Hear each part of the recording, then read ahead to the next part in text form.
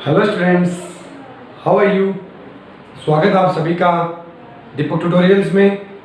Chapter electrochemistry की previous class में हम लोगों ने इलेक्ट्रोलाइसिस के ऊपर दिए गए फैराडे के लॉ की बात करी थी कि फैराडे ने किस टाइप से अपने दोनों लॉ जो इलेक्ट्रोलाइसिस से रिलेटेड है वो दिए थे। आज की इस क्लास में हम लोग बात करेंगे एक बहुत ही इंपॉर्टेंट टॉपिक जिसको बोलते हैं conductance of electrolytic solution. Conductance of electrolytic solution, conductance को हम लोग बोलते हैं चालकता। तो मैं आज आपको इलेक्ट्रोलाइटिक सॉल्यूशन का कंडक्टेंस क्या होता है उसके बारे में हम लोग आज की क्लास में डिस्कस करेंगे। लेकिन ये टॉपिक स्टार्ट करने से पहले मैंने प्रीवियस क्लास में जब आप लोगों को फैराडे के लॉ बताए थे तब जाने से पहले एक न्यूमेरिकल दिया था फैराडे के फर्स्ट लॉ के ऊपर बेस्ड। पहले उस न्यूमेरिकल को देखते हैं कि वो न्यूमेरिकल किस टाइप से होगा। तो देखो, हमारा क्वेश्चन ये था कि HCl का आप लोग इलेक्ट्रोलाइसिस करवा रहे हो,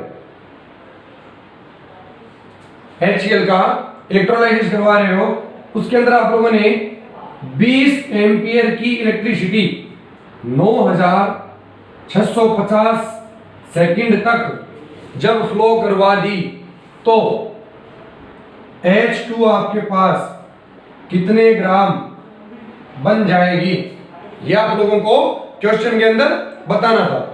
HCl का इलेक्ट्रोलाइसिस करवाया, इतने एम्पियर की इलेक्ट्रिसिटी इतने सेकंड तक फ्लो करवाई, बनने वाले H2 की ग्राम में अमाउंट कितनी होगी, ये आप लोगों को बताना है। तो हम लोग करेंगे इसको फैराडे के फर्स्ट लॉ से। फैराडे का फर्स्ट लॉ ये कहता है कि WH2 is equals to ZH2 into I into T। देखो, I की वैल्यू आप लोगों को दी गई है 20 एम्पियर, T आप लोगों को दिया गया है 9650। हम लोगों को बात करनी है Z की वैल्यू की। H2 के लिए Z की वैल्यू कितनी आएगी? तो Z क्या होता है? Z होता है इलेक्ट्रोकेमिकल इक्विवेलेंस, ठीक है, विद्युत रासायनिक तुल्यांक। जो कैसे निकालते हैं हम लोग? किसी परिपथ में, किसी सर्किट में अगर 1 कूलाम चार्ज फ्लो करवाया जाए तो बनने वाले प्रोडक्ट की ग्राम में जो मात्रा होती है उसी को हम लोग क्या बोलते हैं? उसका Z बोलते हैं। क्लियर? तो अभी हम लोगों को अगर H2 के लिए Z की वैल्यू निकालनी है तो हम ये निकालेंगे कि जब मैं सर्किट में 1 कूलाम चार्ज फ्लो करवा दूंगा तो H2 कितने ग्राम बनेगा। क्लियर है? तो अभी आप लोग देखिए कि HCl के इलेक्ट्रोलाइसिस की रिएक्शन क्या बनेगी। तो मैं लिख सकता हूं यहां पे 2HCl, और जब इसका इलेक्ट्रोलाइसिस करवाया, जब HCl का इलेक्ट्रोलाइसिस करवाया तो बनेगी H2 प्लस Cl2। ये दोनों प्रोडक्ट बनेंगे। यहां पे H प्लस में है तो देखो 2H प्लस क्या करेगा? 2 इलेक्ट्रॉन लेगा और H2 बना लेगा। H प्लस का रिडक्शन हो गया, यानी कि ये रिएक्शन कहां हो रही है? ये रिएक्शन कैथोड पे हो रही है।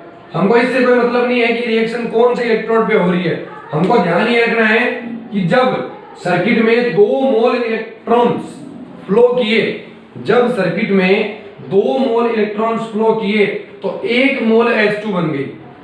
बोलो, क्लियर है ये बात? तो मैं क्या लिख सकता हूं कि जब 2 मोल इलेक्ट्रॉन्स फ्लो किए तो 1 मोल H2 बन गई।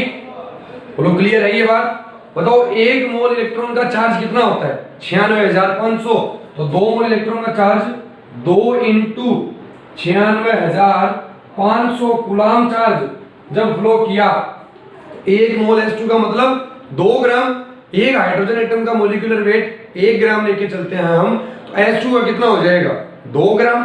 तो जब इतने कूलाम चार्ज सर्किट में फ्लो किया तो 2 ग्राम प्रोडक्ट बन गया अपने पास में। अब बताओ, जब अपन 1 कूलाम चार्ज फ्लो करवाएंगे तो 2/2 इंटू 96,500 ग्राम, ये इतना अपने पास प्रोडक्ट बनेगा।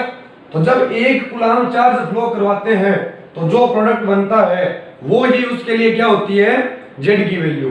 तो अपन यहाँ पे जेड की वैल्यू कर सकते हैं, कोई दिक्कत नहीं है। तो देखो हम लोग जब सोल्व करेंगे WS2 इज इक्वल टू, बताओ ZS2 की वैल्यू कितनी आ गई, 2/2 इंटू 96,500 इंटू, बताओ I की वैल्यू 20 है तो ये रही 20, और T की वैल्यू, तो T की वैल्यू 9,650, तो ये 9,650, ये 2 से 2 कैंसिल आउट हो जाएगा, और इससे ये कैंसिल आउट हो जाएगा 10, और 10 से ये कैंसिल आउट हो जाएगा 2 बार। तो जो W अपने पास बनेगा वो कितना बनेगा, 2 ग्राम बनेगा। ये लो, ये हमारा जो प्रीवियस क्लास में मैंने आप लोगों को क्वेश्चन दिया था उसका सॉल्यूशन है 2 ग्राम। क्लियर है ये बात? तो अभी पहले आप इसको नोट कीजिए, फिर अपन आज की हमारी क्लास का जो टॉपिक है उस पे आते हैं। ऑफ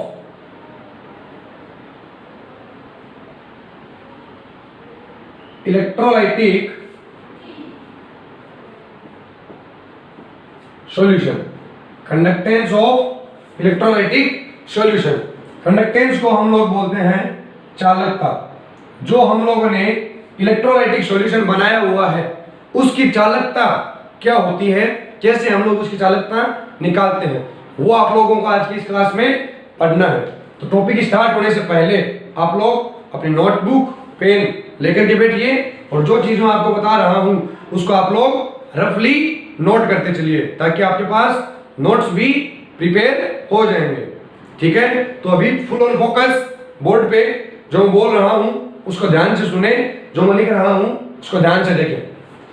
देखिए, चालकता या कंडक्टेंस क्या चीज होती है। तो कंडक्टेंस के लिए जनरली मैं बहुत ज्यादा कुछ बोलूं उससे बेटर मैं केवल एक स्टेटमेंट दे रहा हूं कंडक्टेंस से रिलेटेड, और वो होता है ease to flow of electricity. ये लीजिए, केवल एक statement, ease to flow of electricity, यानी कि इलेक्ट्रिसिटी का फ्लो कितना इजी हो सकता है, जो विद्युत धारा है उसका प्रवाह कितना सरलता से हो सकता है, उसकी चालकता उतनी ही ज्यादा होगी।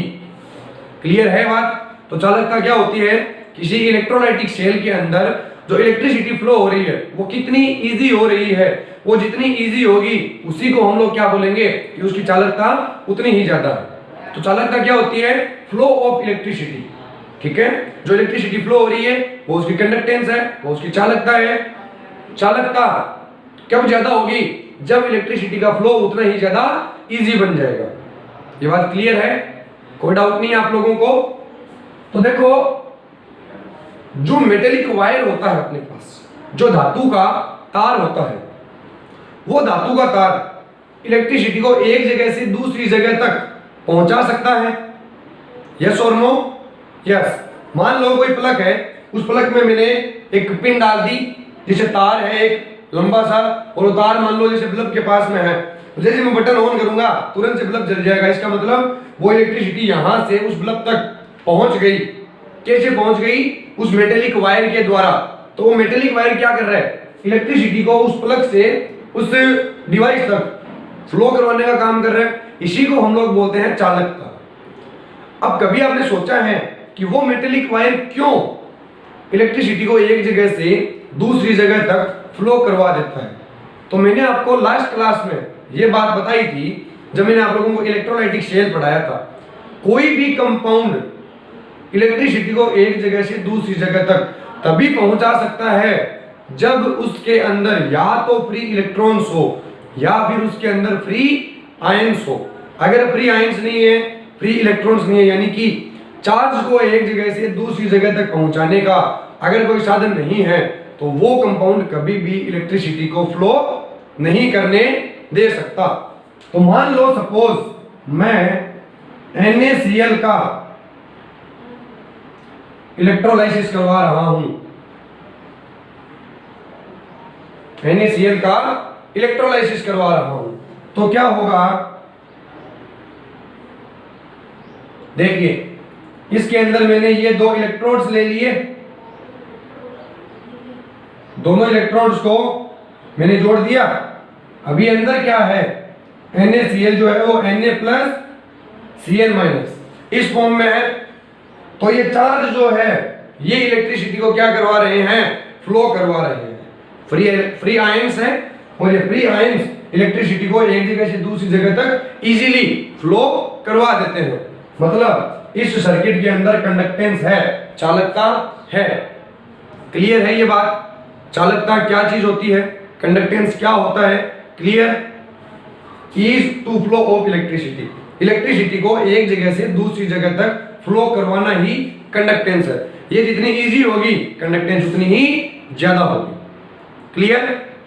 अभी हम लोग ये बात करते हैं कि ये कंडक्टेंस किन फैक्टर्स पे डिपेंड करती है।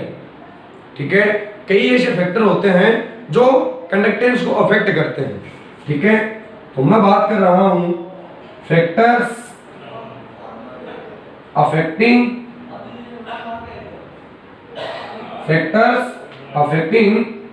कंडक्टेंस। इसका हिंदी में क्या मतलब हुआ, चालकता को प्रभावित करने वाले कारक। कि ये जो चालकता है ये इस सेल के अंदर कौन कौन से कारकों पर मतलब डिपेंड रहती है, कौन कौन से कारक इसको प्रभावित कर सकते हैं। तो फैक्टर्स अफेक्टिंग कंडक्टेंस। ठीक है, तो इसके लिए मैं आपको केवल दो ही फैक्टर दूंगा, जिन दो फैक्टर पे ये कंडक्टेंस डिपेंड करता है। देखो पहला फैक्टर है area of electrode. Area of electrode, कि ये जो इलेक्ट्रोड है इस इलेक्ट्रोड का ये एरिया कितना है, इस इलेक्ट्रोड का ये एरिया कितना है। और नंबर दो डिस्टेंस बिटवीन टू इलेक्ट्रोड। इन दोनों इलेक्ट्रोड के बीच का ये जो डिस्टेंस है वो डिस्टेंस कितना है। क्लियर है बात? ये इस सर्किट के अंदर जब ये चार्ज यहां से इस इलेक्ट्रोड तक पहुंचते हैं तो ये इलेक्ट्रिसिटी को फ्लो करवाते हैं, इलेक्ट्रिसिटी को फ्लो करवाते हैं मतलब इनमें कंडक्टेंस है, चालकता है। ये दो फैक्टर्स पे डिपेंड करती है, या दो फैक्टर्स कंडक्टेंस को अफेक्ट करते हैं। वो दो कौन से हैं कि दोनों इलेक्ट्रोड्स के बीच की डिस्टेंस कितनी है और जो प्रत्येक इलेक्ट्रोड है उसका एरिया कितना है। इस सेंटर से इस सेंटर के बीच की ये जो डिस्टेंस है मैं इसको L बोल दे रहा हूं। तो distance between to electrode L, दो इलेक्ट्रोडों के बीच की लंबाई या दूरी, और इसका ये जो अनुप्रस्थ काट क्षेत्रफल है, जो एरिया है, इसको मैं A बोल दे रहा हूं। तो ये A। तो जो कंडक्टेंस होती है वो इन दो वेक्टर्स पे डिपेंड करती है। कैसे डिपेंड करती है? क्या डायरेक्टली प्रोपोर्शनल होती है या इनवर्सली प्रोपोर्शनल होती है, समानुपाती की व्युत्क्रमानुपाती, इनके बारे में हम लोग बात करते हैं। तो पहले आप इसको नोट कीजिए। हाँ, तो अभी हमने क्या देखा कि जो कंडक्टेंस होता है वो इन दो फैक्टर्स के ऊपर में डिपेंड करता है। कैसे डिपेंड करता है वो अभी हम देखने वाले हैं। तो देखिए आप लोग, सपोज ये कोई सेल बनाया जिसके अंदर ये दो इलेक्ट्रोड्स लगा दिए और दोनों को जोड़ दिया।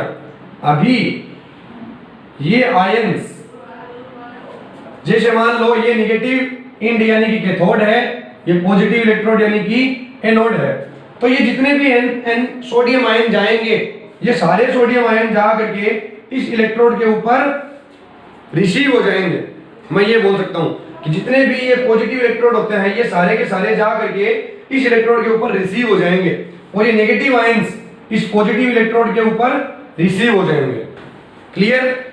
अभी इस इलेक्ट्रोड का एरिया अगर बहुत बड़ा होगा तो ज्यादा आयन जा करके उस पे आराम से, अगर मान लो कि ये एक छोटा सा इलेक्ट्रोड है, आयन जब इस पे जाएगा तो उसको इसके ऊपर रिसीव होने में दिक्कत आएगी। और अगर इसका एरिया मान लो बहुत बड़ा है तो आयन जाकर के आराम से इसके ऊपर रिसीव हो सकता है। और आयन जाकर के अगर इजीली रिसीव हो गया तो फ्लो ऑफ इलेक्ट्रिसिटी इजी हो गई तो कंडक्टेंस बढ़ गया। ये बात समझ में आ रही है? एक एग्जांपल लेके समझिए आप लोग। मान लो ये इतना सा एक स्क्वायर है, छोटा सा, आपको देखने में भी हो सकती है दिक्कत हो इसको। अब जो शूटर होते हैं निशानेबाज, अगर उसको बोले कि तेरे को इसके बीच में निशाना लगाना है तो हो सकता है उसको निशाना लगाने में थोड़ी दिक्कत हो। वो निशाना इसके लेफ्ट से, राइट से, ऊपर से, नीचे से जाने के चांसेस है। लेकिन अगर वो स्क्वायर इतना बड़ा हो, अब उसको बोले कि तेरे को निशाना लगाना है, उसको कोई दिक्कत नहीं आएगी, वो आराम से निशाना लगा सकता है। तो सेम यही चीज अपने यहाँ पे लागू होती है कि ये जो आयंस होते हैं, ये आयंस अपने ओपोजिटली चार्ज इलेक्ट्रोड के ऊपर जाकर के रिसीव होते हैं। अगर वो इलेक्ट्रोड का एरिया बड़ा होगा तो वो आयंस आराम से जाकर के वहां पे रिसीव हो जाएंगे। और जैसे ही वो रिसीव हो गए मतलब उन्होंने इलेक्ट्रिसिटी को फ्लो करवा दिया। क्लियर है बात? इस इलेक्ट्रोड का एरिया जितना बड़ा होगा ये आयन उतनी ही इजीली इलेक्ट्रिसिटी को फ्लो करवा सकेंगे। तो मैं क्या कर रहा हूं, मैं इस कंडक्टेंस को शो कर दे रहा हूं कैपिटल सी से। तो मैं पहली चीज यहां पर यह लिख सकता हूं कि C is directly proportional to A, यानी कि एरिया ऑफ इलेक्ट्रोड। बोलो क्लियर है ये बात अच्छे से? नंबर 2, मैं बात कर रहा हूं दोनों के बीच के डिस्टेंस की। तो अभी आप वापस देखिए कि मान लीजिए ये आपका सेल, इसके अंदर ये 2 इलेक्ट्रोड और इन दोनों को मैंने बैटरी से कर दिया कनेक्ट। अभी इन दोनों के बीच का ये जो डिस्टेंस है, मान लो ये सोडियम आयन इस वाले इलेक्ट्रोड पे जाएगा, तो जब ये यहां से यहां तक जाएगा तो ये तो है नहीं, इस सॉल्यूशन में ओनली ये एक ही आयन है जो आराम से यहां से चला और इस इलेक्ट्रोड तक पहुंच गया। या फिर जैसे मैं बात करूं Cl- आयन की, तो ये आराम से यहां से चला और यहां पहुंच गया। यहां पर सॉल्यूशन है तो छोटे छोटे ड्रॉपलेट्स भी है, वाटर के ड्रॉपलेट्स यानी कि जल के अणु भी है, और सोडियम के भी बहुत सारे आयन यहाँ पे पड़े हैं, क्लोरीन के भी बहुत सारे आयन यहाँ पे पड़े हैं।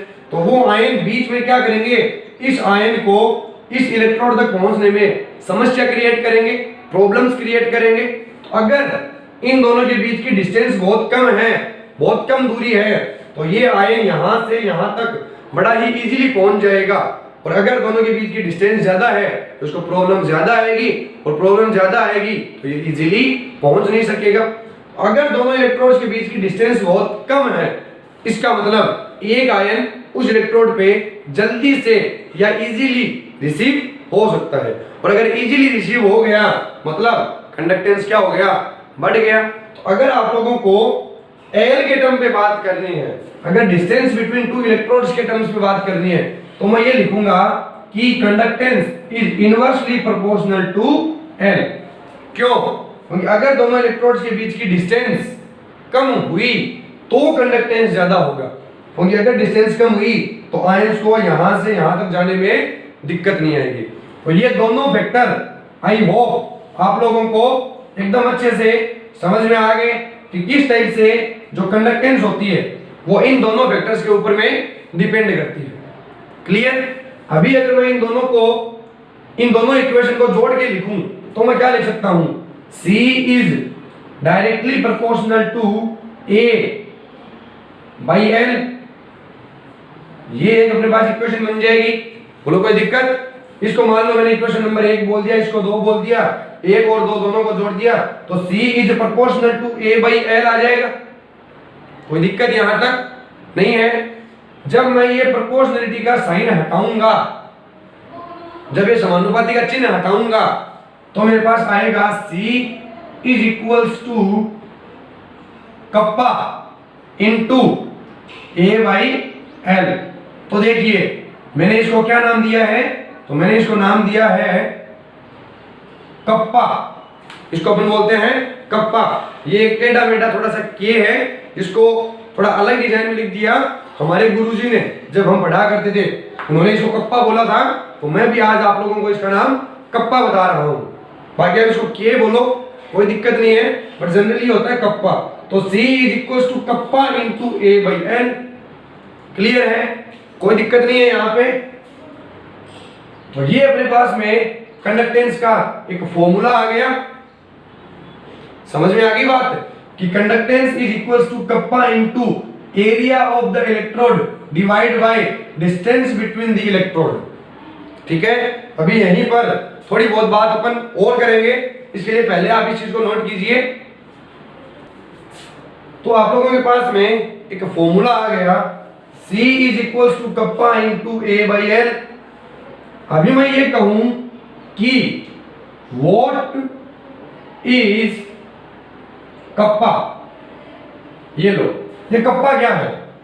तो कप्पा क्या है बोलिए आप लोग, इसकी डेफिनेशन देनी है। मान लो डिफाइन कप्पा, कप्पा की डेफिनेशन दो कि कप्पा है क्या चीज, या ये के है क्या चीज। तो जब मैंने यहां से ये प्रोपोर्शनलिटी का साइन हटाया, जब समानुपाती का स्थिरांक हटाया, चिन्ह हटाया, तो ये एक स्थिरांक आ सकता है। हम ये बोल सकते हैं कि ये कप्पा एक स्थिरांक है। इस कप्पा को हम लोग बोलते हैं स्पेसिफिक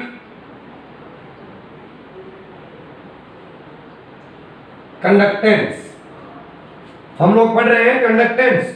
कंडक्टेंस के फॉर्मूले में ये जो कप्पा आया उसको हम लोग बोल रहे हैं स्पेसिफिक कंडक्टेंस। कंडक्टेंस को बोलते हैं चालकता। तो इसको हम लोग क्या बोलते हैं, इसको हम लोग बोलते हैं विशिष्ट चालकता। और इसका एक नाम और होता है जिसको हम लोग बोलते हैं कंडक्टिविटी। तो ये दोनों ही नाम इस कप्पा के हैं। इसको स्पेसिफिक कंडक्टेंस बोल दो, भले आप लोग कंडक्टिविटी बोल दो, जिसको हिंदी में बोला जाता है चालकत्व। ये लीजिए, तो ये होता है कप्पा। बोलो क्लियर है ये बात, कोई दिक्कत नहीं, समझ में आ गया। जो कंडक्टेंस होता है वो क्या होता है, ease to flow of electricity, electricity को फ्लो करवाना एक जगह से दूसरे जगह तक चालकता होती है। ये जितनी इजी होगी चालकता उतनी ही ज्यादा होगी। तो किसी इलेक्ट्रोलाइटिक सेल के अंदर जो आयंस होते हैं, वो आयंस अपने ऑपोजिटली चार्ज इलेक्ट्रोड पे जाके रिसीव होते हैं, यानी कि अपने से ऑपोजिट चार्ज के जो इलेक्ट्रोड होते हैं उन पे जाकर के रिसीव होते हैं। जितना जल्दी या जितना इजी वो जाकर के रिसीव होते हैं, इलेक्ट्रिसिटी उतनी ही इजी फ्लो होती है, और जितनी इजी फ्लो होती है कंडक्टेंस उतना ही बढ़ जाता है। इलेक्ट्रोलाइटिक सेल के अंदर ये जो कंडक्टेंस होता है, चालकता होती है, ये दो फैक्टर्स पे डिपेंड करती है। पहला फैक्टर कि उस इलेक्ट्रोड का अनुप्रस्थ काट क्षेत्रफल, यानी कि एरिया कितना है, एरिया जितना ज्यादा होगा आयंस जाकर के वहां पे उतने ही इजीली रिसीव होंगे, और जितने इजीली रिसीव होंगे कंडक्टेंस उतना ही बढ़ जाएगा। तो C जो है वो डायरेक्टली प्रोपोर्शनल है A के। क्लियर। Number 2 L। L क्या होता है, L होता है लेंथ बिटवीन टू इलेक्ट्रोड्स, यानी कि डिस्टेंस बिटवीन टू इलेक्ट्रोड्स। दो इलेक्ट्रोड्स के बीच की दूरी कितनी है उसको हम लोग बोलते हैं L। क्लियर। तो दो इलेक्ट्रोड्स के बीच की डिस्टेंस जितनी ज्यादा होगी आयंस को वहां से उस इलेक्ट्रोड पर रिसीव होने में उतनी ज्यादा दिक्कत आएगी, और अगर दोनों के बीच की डिस्टेंस कम है तो आयंस इजीली वहां पे जाकर के रिसीव हो सकता है, और अगर इजीली रिसीव हो सकता है तो कंडक्टेंस बढ़ जाएगा। तो जो कंडक्टेंस होता है वो L के क्या होता है, इनवर्सली प्रोपोर्शनल, यानी कि व्युत्क्रमानुपाती होता है। दोनों इक्वेशन को जोड़ दो तो C is proportional to A by L आ जाएगा। जब मैं प्रोपोर्शनलिटी के साइन को हटाऊंगा तो मेरे पास कप्पा आएगा, C is equal to kappa into A by L। अभी कप्पा को हम लोग बोलते क्या है, तो कप्पा एक कांस्टेंट है जिसको स्पेसिफिक कंडक्टेंस या कंडक्टिविटी बोला जाता है, यानी कि विशिष्ट चालकता या चालकत्व कहते हैं। अभी इसी पे अपन और बहुत सारी बातें करेंगे, इसको नोट कीजिए आप लोग। हम लोगों ने एक फॉर्मूला डिराइव किया है छोटा सा, kappa into A by L। अभी मैंने आपको जो अभी अभी बोर्ड रफ किया है उससे पहले मैंने आप लोगों को एक क्वेश्चन पूछा था, व्हाट इज कप्पा। तो मैंने कप्पा का नाम तो दे दिया, स्पेसिफिक कंडक्टेंस या कंडक्टिविटी, लेकिन इसकी डेफिनेशन अभी भी अपने पास नहीं आई। तो देखो अभी से आज से पहले जितने भी प्रीवियस क्लास मैंने आप लोगों को ली है उसमें मैंने आपको एक ही चीज बताई है, अगर कभी भी आप लोगों को किसी कांस्टेंट की डेफिनेशन देनी हो तो कांस्टेंट के मल्टीप्लाई में और डिवाइड में जो भी चीज है आप उसको 1 मान लो, ठीक है।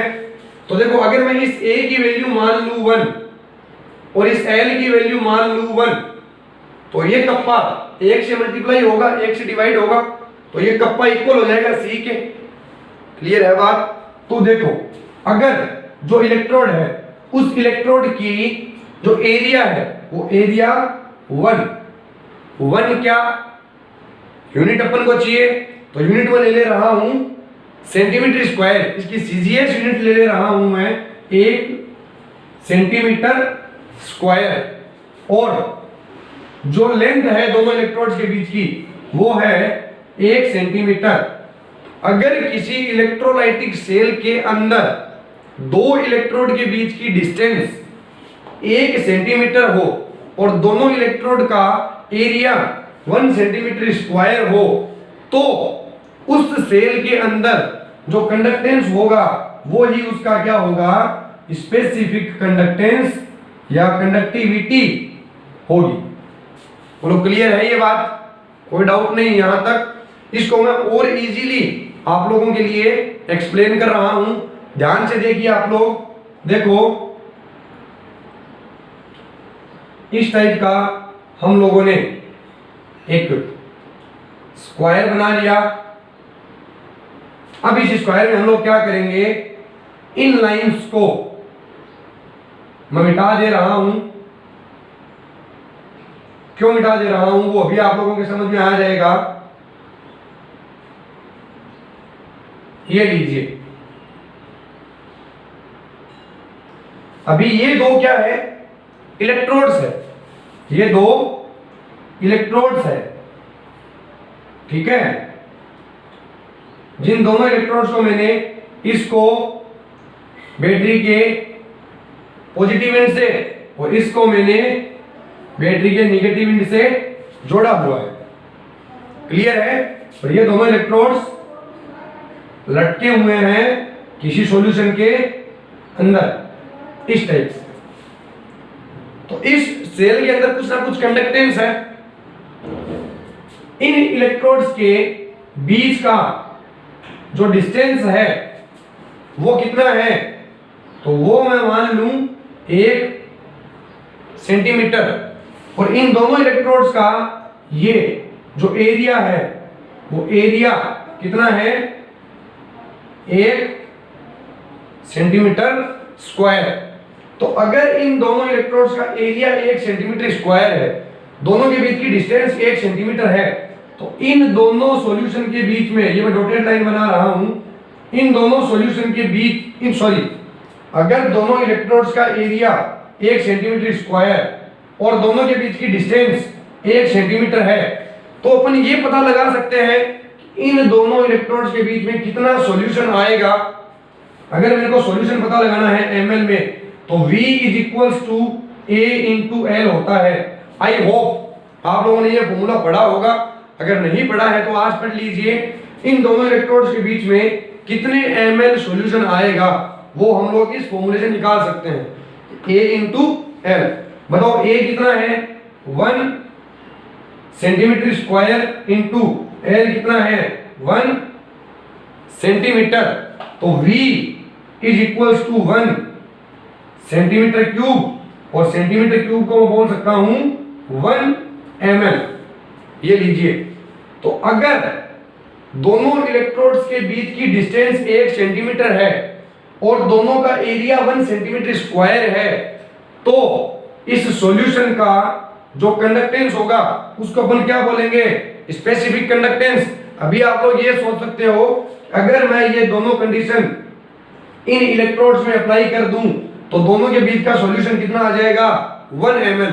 तो मैं ये बोल सकता हूं कि कंडक्टेंस ऑफ, ध्यान से समझिएगा इस बात को, बहुत ज्यादा इंपॉर्टेंट स्टेटमेंट होने वाला है ये, conductance of 1 ml solution is specific conductance, यानी कि 1 ml सॉल्यूशन का जो कंडक्टेंस है उसी को हम लोग क्या बोलते हैं, स्पेसिफिक कंडक्टेंस बोलते हैं। बोलो क्लियर है ये बात? क्यों मैंने ये चीज निकाली कि 1 ml सॉल्यूशन का कंडक्टेंस स्पेसिफिक कंडक्टेंस होगा, क्योंकि जब मैंने ये दोनों कंडीशन अप्लाई कर दी तो इन दोनों इलेक्ट्रोड्स के बीच में जो सॉल्यूशन आया वो 1 ml आया। तो 1 ml सॉल्यूशन में जो कंडक्टेंस होगा उसको मैं क्या बोलूंगा, स्पेसिफिक कंडक्टेंस बोलूंगा।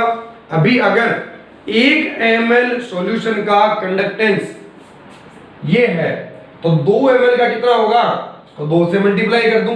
5 ml का इसको 5 से मल्टीप्लाई कर दें।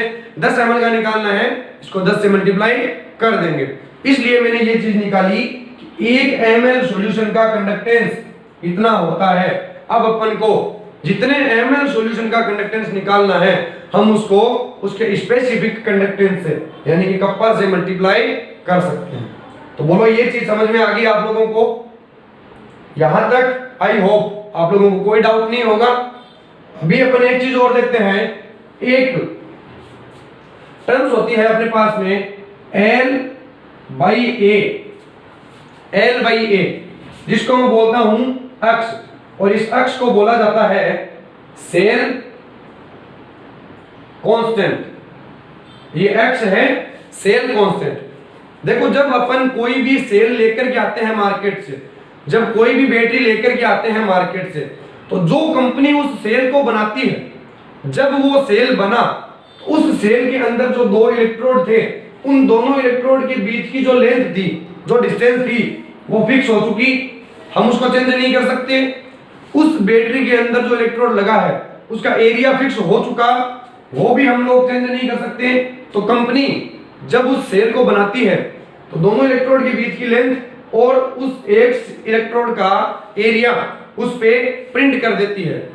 L बाई ए को हम लोग क्या बोलते हैं, अक्ष बोलते हैं। समझ में आ गई? और इस अक्ष को हम लोग बोलते हैं सेल कांस्टेंट, जो फिक्स है। क्या हम चाह करके इस L बाई ए को चेंज कर सकते हैं? नहीं कर सकते, ये फिक्स है, उसको हम बोलते हैं अक्ष, सेल कांस्टेंट। मैंने क्यों बताया आपको ये रिलेशन, अभी काम आएगा। अगर L बाई ए अक्ष है तो बताओ A बाई L क्या हो जाएगा, 1 अपॉन एक्स हो जाएगा। अगर L अपॉन ए एक्स है तो A upon L 1 by x. यहां पर देखिए आप लोग A बाई L है, तो क्या इस A बाई L की जगह मैं 1 अपॉन एक्स लिख सकता हूं? ऑफ कोर्स हम लिख सकते हैं। तो C is equals to K into 1 upon x. ये अपने पास में एक और फॉर्मूला आ गया। तो कंडक्टेंस को निकालने का एक ये फॉर्मूला और एक ये फॉर्मूला। कई बार आप लोगों को कप्पा की वैल्यू दे दी जाएगी, ये बता दिया जाएगा कि उस सेल का एरिया कितना है, उसके बीच में की लेंथ कितनी है, आप कंडक्टेंस निकालो, तो आप इस फॉर्मूले का यूज करोगे। और अगर आपको ये बता दिया जाए इस सेल का सेल कांस्टेंट इतना है और इसका स्पेसिफिक कंडक्टेंस इतना है, अब आप कंडक्टेंस निकालो, तो आप लोग इस फॉर्मूले से निकालोगे। एक ये फॉर्मूला, एक ये फॉर्मूला और एक ये फॉर्मूला। ध्यान में रखें आप लोग, रटना नहीं है, डिराइव करना है खुद से।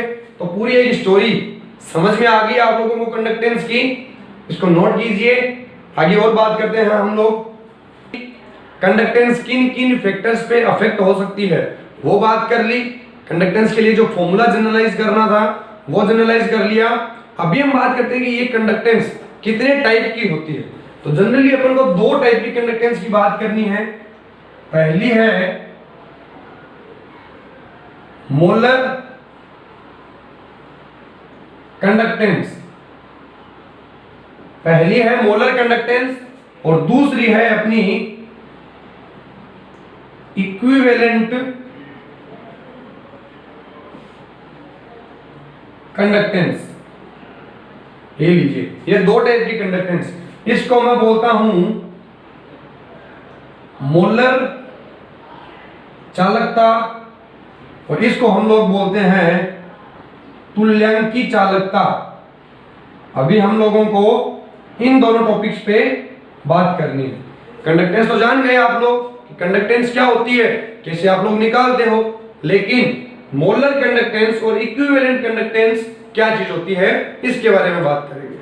तो देखो ज्यादा कुछ नहीं बोल रहा मैं, केवल एक चीज बता रहा हूं आप लोगों को। मोलर कंडक्टेंस के अंदर अगर आप लोगों को मोलर कंडक्टेंस समझ में आ गई तो आप लोगों को इक्विवेलेंट कंडक्टेंस अपने आप समझ में आ गई, आप लोगों को कुछ नहीं करना।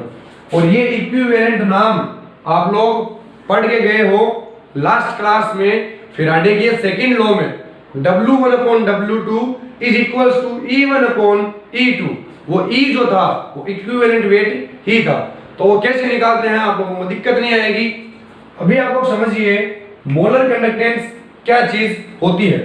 तो मैं लिख रहा हूं इसके लिए, बड़ी ध्यान से समझिए आप लोग इसको।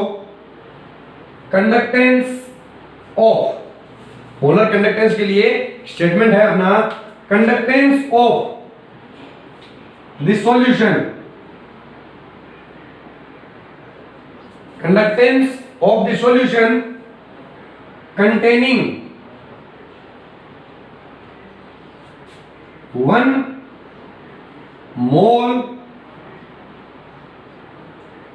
electrolytes।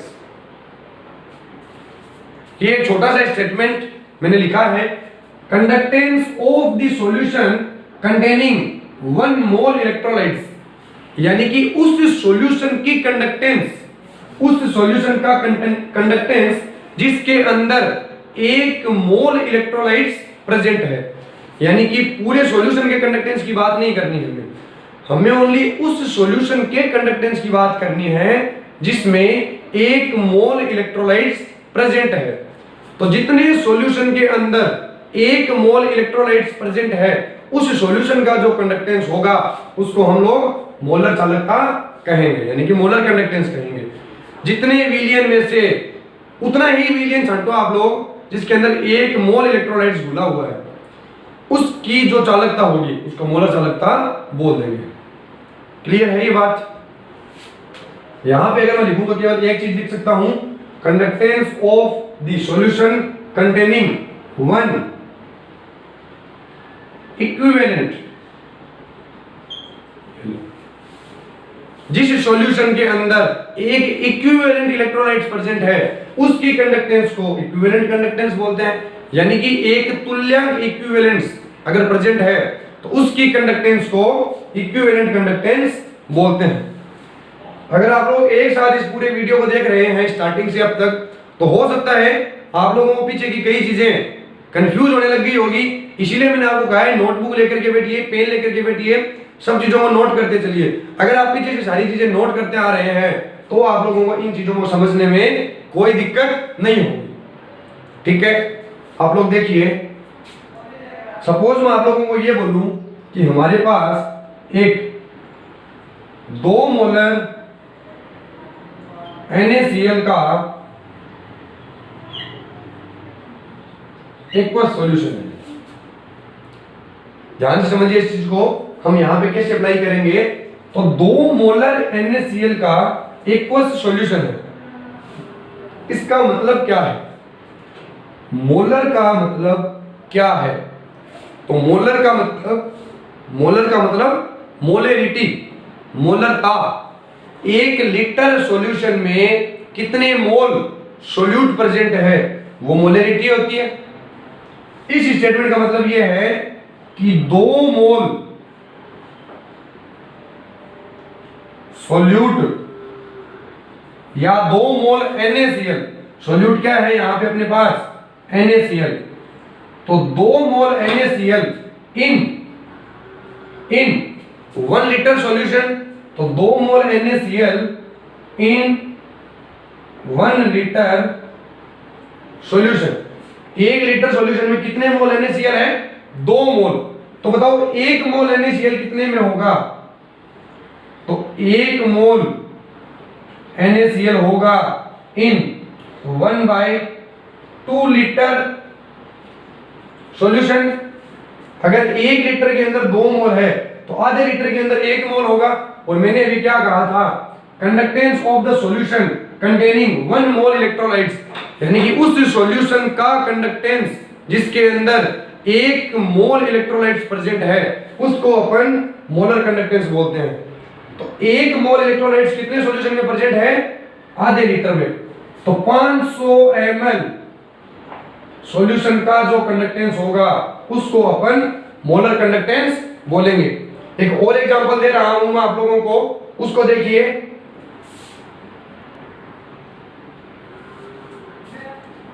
अभी हम एक और एग्जांपल लेके आपको समझा रहा हूं मैं। सपोज आपके पास कोई सॉल्यूशन है, ये बोल दिया जाए 0.20 मोलर NaCl एक्वस सॉल्यूशन। एक सॉल्यूशन है NaCl का एक्वस, इसकी मोलरिटी कितनी है? 0.20, यानी कि 1 लीटर सॉल्यूशन में 0.20 मोल NaCl प्रेजेंट है। क्लियर? 1 लीटर सॉल्यूशन में 0.20 मोल है, तो बताओ 1 मोल NaCl कितने सॉल्यूशन में प्रेजेंट होगा? तो मैं लिख सकता हूं कि 0.20 से 1 यानी कि 5 से मल्टीप्लाई किया हम लोगों ने, तो यहां पे मैं लिख दूं 5 लीटर सॉल्यूशन में। 1 मोल NaCl कितने में प्रेजेंट है? 5 लीटर में। इस सॉल्यूशन की जो चालकता होगी, इस सॉल्यूशन का जो कंडक्टेंस होगा वो मोलर कंडक्टेंस होगा। तो मोलर कंडक्टेंस क्या होता है? ऐसा सॉल्यूशन जिसके अंदर 1 मोल इलेक्ट्रोलाइट्स प्रेजेंट है, उस सॉल्यूशन की कंडक्टेंस को मोलर कंडक्टेंस कहते हैं। इसी टाइप से ऐसा सॉल्यूशन जिसके अंदर एक इक्विवेलेंट कंडक्टेंस प्रेजेंट है, उस सॉल्यूशन की कंडक्टेंस को इक्विवेलेंट कंडक्टेंस कहते हैं। क्लियर है ये बात? इस पे बेस्ड न्यूमेरिकल प्रॉब्लम भी हम लोग करेंगे, पर पहले इन दोनों के लिए अपन एक फॉर्मूला डिराइव कर ले। इसको नोट कर लीजिए आप लोग। अभी इनके फॉर्मूले डिराइव करेंगे। मोलर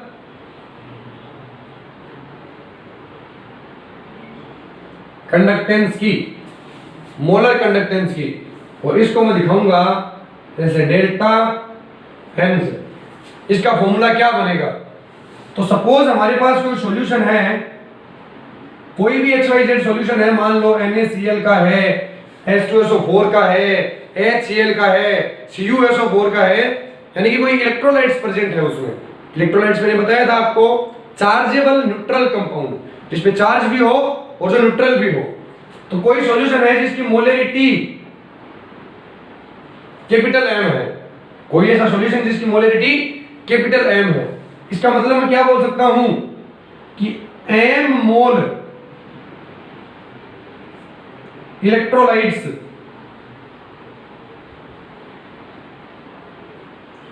M मोल इलेक्ट्रोलाइट्स प्रेजेंट है 1 लीटर सॉल्यूशन में। भैया हम यही तो बोलते हैं कि 1 लीटर सॉल्यूशन में कितने मोल प्रेजेंट है, वो उसकी मोलरिटी होती है। तो अगर मोलरिटी M है, मतलब 1 लीटर सॉल्यूशन में M मोल प्रेजेंट है। अब आपसे कोई पूछे कि 1 मोल इलेक्ट्रोलाइट्स,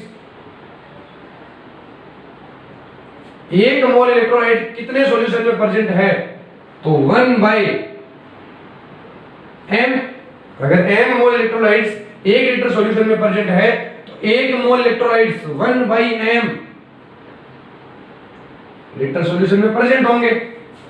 बोलो क्लियर है ये बात? अगर मैं इसको ml में ले जाना चाहूं तो क्या कर दूंगा?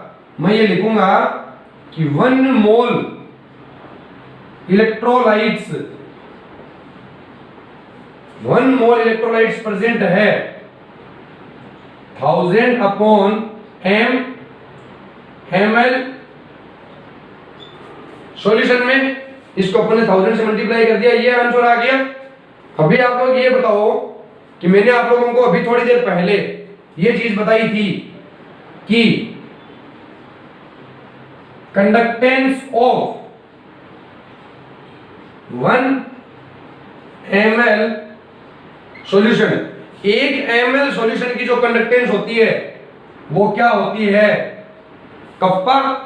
अगर A की वैल्यू 1 रखी, L की वैल्यू 1 रखी, तो कप्पा क्या आया? 1 ml सॉल्यूशन का कंडक्टेंस, इसको मैंने कप्पा बोला, अगर 1 ml सॉल्यूशन की कंडक्टेंस K है तो इतने ml सॉल्यूशन की कंडक्टेंस कितनी होगी, कितनी होगी? तो मैं बोल दूंगा कप्पा इंटू 1000 बट्टा m।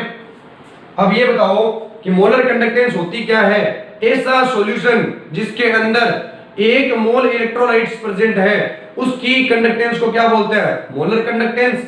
तो 1 मोल इलेक्ट्रोलाइट्स इतने सॉल्यूशन में प्रेजेंट है तो इतने सॉल्यूशन की कंडक्टेंस मोलर कंडक्टेंस होगी, और इतने सॉल्यूशन की कंडक्टेंस होगी कितनी? इसको मैं कप्पा से मल्टीप्लाई कर दूंगा, यानी कि डेल्टा m का फॉर्मूला मेरे पास यह। बोलो क्लियर है ये बात? कोई दिक्कत नहीं है। इसी टाइप से जब मैं इक्विवेलेंट कंडक्टेंस निकालूंगा तो उसको मैं लिखता हूं डेल EQ से, वो बन जाएगा कप्पा इंटू 1000 अपॉन EQ। ये m यहाँ पे मोलरिटी है या मोल्स है कि सॉल्यूशन के अंदर कितने मोल प्रेजेंट है, और ये EQ है कि सॉल्यूशन के अंदर कितने इक्विवेलेंट प्रेजेंट है। तो ये आप लोग दोनों के फॉर्मूलाज निकाल लोगे। आई होप कोई डाउट नहीं है आप लोगों को यहाँ तक। मोलर कंडक्टेंस का फॉर्मूला आ गया और इक्विवेलेंट कंडक्टेंस का फॉर्मूला आ गया। कोई डाउट? कर लोगे अच्छे से, कोई समस्या नहीं यहाँ तक। अभी हम लोग बात करेंगे थोड़ी बहुत, आज जितनी भी चीजें पढ़ी है हम लोगों ने सबकी यूनिट के ऊपर, कि यूनिट सबकी क्या क्या होती है, इसको नोट कीजिए। अभी हम लोग यूनिट के बारे में बात कर रहे हैं। जब आप लोगों को कोई क्वेश्चन दिया जाता है, आप लोग आंसर निकालते हो, तो आप लोग आंसर केवल मैथमेटिकली नंबर पे निकाल के छोड़ देते हो, आगे यूनिट नहीं लिखते, जिससे आपका आधा पॉइंट नंबर कट जाता है। हम ये चाहते हैं कि आपका बिल्कुल भी नंबर ना कटे। 12th में आप लोग केमिस्ट्री में 100 आउट ऑफ 100 गेन करो। उसके लिए आपको हर एक छोटी मोटी चीज का नॉलेज होना चाहिए। कैसे होगा बता रहा हूं आप लोगों को यूनिट के बारे में। तो देखो यूनिट हम सबसे पहले निकालने जा रहे हैं कंडक्टेंस, यानी कि C की। अगर आप लोगों को फॉर्मूला पता है तो आप लोग आराम से इसकी यूनिट निकाल सकते हो।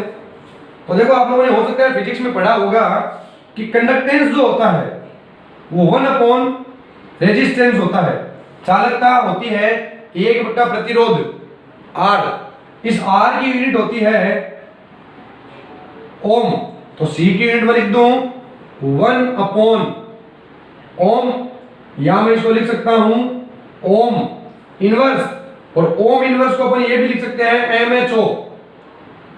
MHO यानी कि म्हो, और इसका एक नाम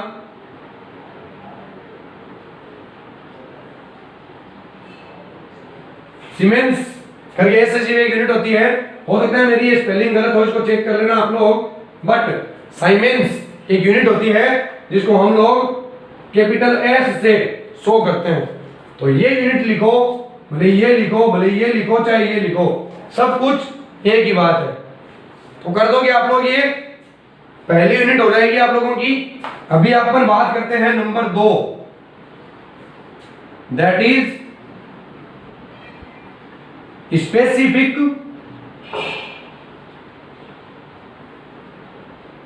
कंडक्टेंस और कप्पा। ठीक है, तो आप लोग ये बताइए C is equals to kappa A into L होता है। C is equal to kappa A by L. तो यहां से जब कप्पा निकालेंगे अपन, kappa is equal to C into L upon A। Clear? देखो C की यूनिट हम लोग करके गए हैं साइमेंस। अभी आप ये वाली भी लिख सकते हो, आप ये वाली भी लिख सकते हो, आप ये वाली भी लिख सकते हो। मैंने साइमेंस वाली ले ली। तो साइमेंस इंटू एल क्या है बताओ? एल दोनों के बीच की लेंथ है। लेंथ को हम लोग क्या लिखते हैं? सेंटीमीटर। और ए क्या है? इलेक्ट्रोड का एरिया, सेंटीमीटर स्क्वायर। 1 सेंटीमीटर से 1 सेंटीमीटर कैंसिल हो गया, ये ऊपर जाके इनवर्स बन जाएगा। तो साइमेंस सेंटीमीटर इनवर्स। तो इस प्रकार से आपको किसी भी चीज की यूनिट रटनी नहीं होती, आप लोगों को अगर फॉर्मूला पता है तो आप खुद से यूनिट डेराइव कर सकते हो। तो साइमेन सेंटीमीटर इनवर्स, ये इसकी यूनिट बन गई। अभी हम लोग बात करते हैं नंबर 3, मोलर कंडक्टेंस, या जिसको बोलते हैं डेल्टा एम।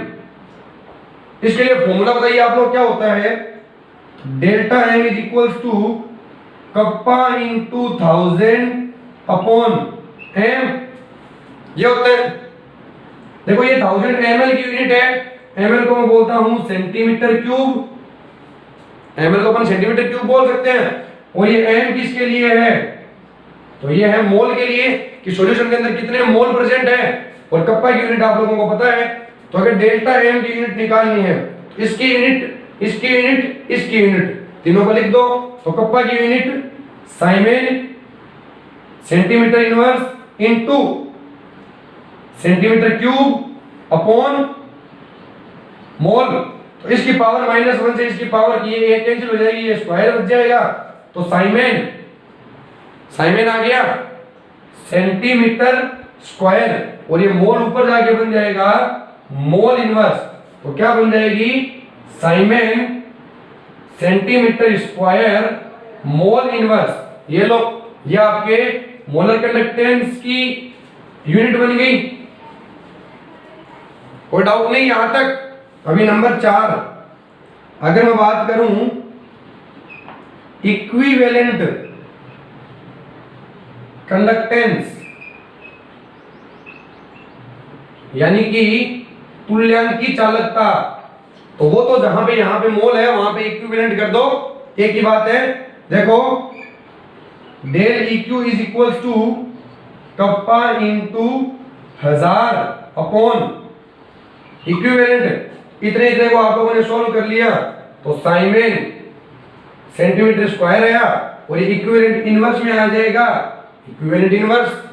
ये लीजिए, ये आपके पास चौथी चीज की यूनिट बन गई। कर लोगे आप इतनी चीज सोल्व। अभी नंबर 5 हम लोग बात कर रहे हैं सेल कांस्टेंट की। सेल कांस्टेंट को बोलता हूं x। तो देखो x इज इक्वल्स टू, क्या होता है बताओ x? तो x होता है L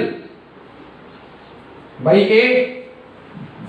L को बोलते हैं सेंटीमीटर, A को बोलते हैं सेंटीमीटर स्क्वायर। स्क्वायर से ये कैंसिल हो गया, ऊपर जाएगा सेंटीमीटर इनवर्स। x की यूनिट आ गई सेंटीमीटर इनवर्स। तो इस टाइप से आप जितनी भी चीजें आप लोगों ने पढ़ी है, सबकी आप लोग यूनिट निकाल सकते हो। अभी जो हम लोग बात कर रहे थे आज के टॉपिक की, conductance, molar conductance, equivalent conductance, specific conductance, केवल मैंने आपको एक जनरल आइडिया अभी दे दिया कि ये चीजें क्या होती है। इन पे बेस्ड कोई भी न्यूमेरिकल मैंने आप लोगों को सोल्व नहीं कराया।